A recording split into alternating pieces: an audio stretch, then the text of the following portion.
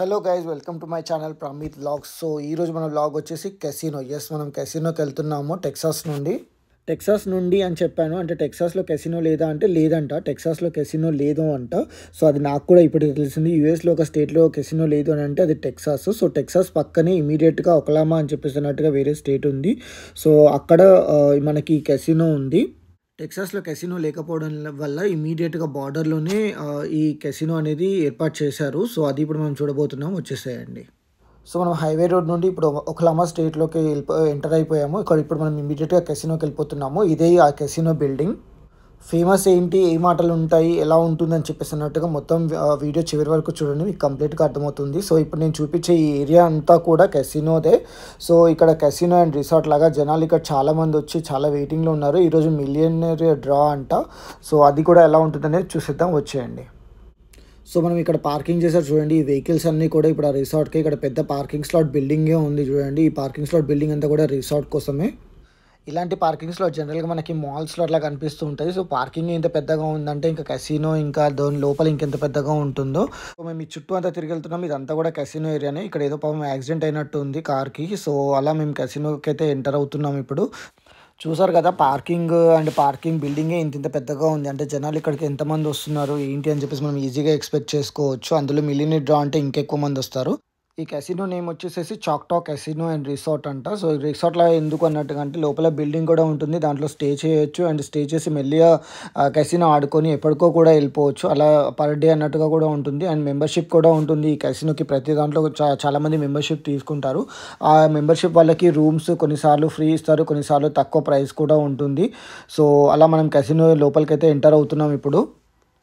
Enter అవుతూనే మనకి ఇక్కడ స్లాట్ మిషన్స్ ఉన్నాయి. ప్రస్తుతానికి నేను చూపించట్లేదు. మనం అయితే రూమ్ తీసుకుందాము. ఫస్ట్ రూమ్ చెక్-ఇన్ చేసిన తర్వాత కెసినో లోపలికి వద్దాము. సో మేము రూమ్ అయితే తీసేసుకున్నాము. సో ఇప్పుడు రూమ్లోకి వెళ్ళిపోతున్నాము. సో ఈ రిసెప్షన్ దగ్గరనే పెద్ద బార్ సెటప్ ఉంది. ఇంకా మీకు ఆల్రెడీ తెలిసిందే కెసినో అంటే ఇంకా ఆబ్వియస్గా డ్రింక్స్ కూడా ఉంటాయి అని చెప్పేసి.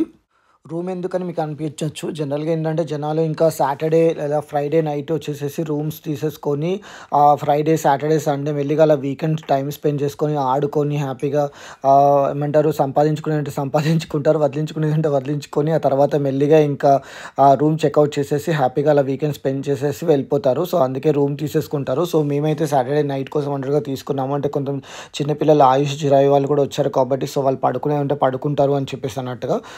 సో అలా మనం రూమ్కి అయితే స్టార్ట్ అయిపోయాము. రూమ్కి వెళ్ళే దారిలోనే ఇవన్నీ స్లాట్ మిషన్స్ ఉన్నాయి. ఇక్కడ అసలు చిన్న స్పేస్ కూడా వదిలినట్టు అనిపించలేదు. ప్రతి దగ్గర కూడా ఒక మిషన్ పెట్టేశారు. అక్కడ జనాలు ఇంకా ఆడుకోవడం అనేది స్టార్ట్ చేస్తున్నారు అన్నట్టుగా అనిపించింది. సో ఇవన్నీ స్లాట్ మిషన్స్.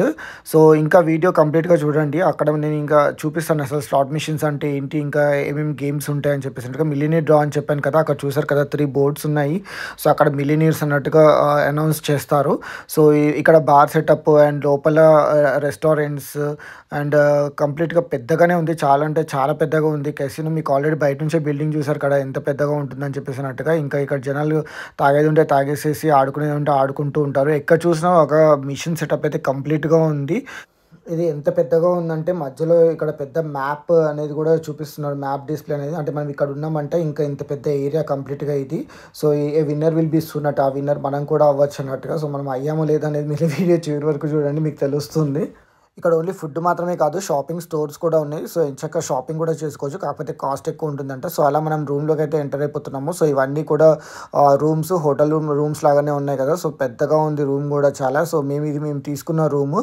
సో ఇక్కడ 2 బెడ్రూమ్స్ విత్ పెద్ద అటాచ్డ్ బాత్రూమ్ అండ్ కంప్లీట్గా ఇలా ఉంది. సో సూపర్గా ఉంది కదా రూమ్ కూడా.